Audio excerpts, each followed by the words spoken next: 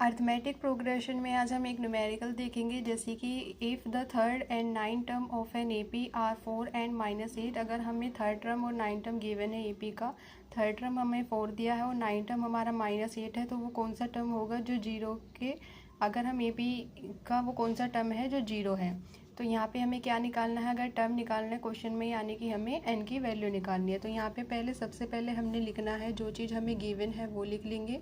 तो यहाँ पे हमें गिवन है, हमें ए पी का थर्ड टर्म हमें गिवन है 4 और नाइन टर्म गिवन है -8। तो हम जानते हैं we know that A N equal to, यानी N term of N A P A plus N -1 into D, ये फॉर्मूला होता है ए पी निकालने का। तो हम यहाँ पे थर्ड टर्म निकाल लेंगे। ए प्लस एन की वैल्यू हमें गिवन है 3 -1 और डी अभी हमें गिवन नहीं है। A3 हमें 4 गिवन है, 4 लिखेंगे उसके प्लेस पे।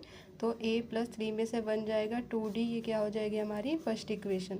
इसके बाद सेम नाइन टर्म निकालेंगे, a प्लस n -1, यानी n हमारा 9 है, 9 -1 इंटू डी करा, a9 इक्वल टू आ जाएगा a प्लस 8d। 9 की वैल्यू सॉरी यहाँ पे गिवन है -8 आ जाएगी।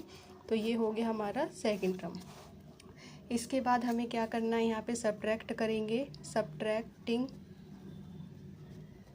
Equation first from equation second, यहाँ पे सेकेंड इक्वेशन से फर्स्ट इक्वेशन को माइनस करेंगे। -8 is equal to a plus 8d हमें गिवन है इक्वेशन सेकेंड, और इक्वेशन फर्स्ट है हमारी 4 is equal to a plus 2d।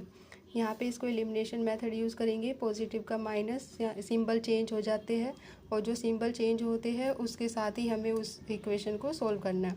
ये -8 -4 -12 हो जाएगा, ये पॉजिटिव नेगेटिव कैंसिल हो जाएगा। 8 में से 2 को माइनस करोगे 6d आएगा, d को उधर ही रखेंगे, ये मल्टीप्लाई में इधर आके डिवाइड में हो जाएगा, तो d की वैल्यू आ जाएगी -2।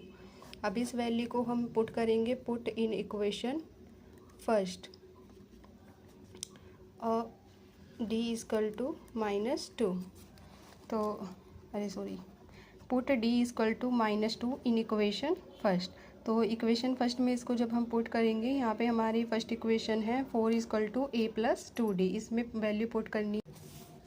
4 is equal to a plus 2d first equation है, तो 4 is equal to a plus 2d की वैल्यू आई थी -2, तो ये आ जाएगा 4 is equal to a plus minus का 4 ये माइनस का है, इधर आके पॉजिटिव हो जाएगा a, 8 इस a की वैल्यू आ जाएगी। अब हमें उसमें पूछा है कि वो कौन सा टर्म है ए पी का जो जीरो के इक्वल है, तो यहाँ पे ये लिखा। अब इसके फॉर्मूले पे हम इसको पुट करेंगे, a plus n -1d, a के d की वैल्यू पुट कर देंगे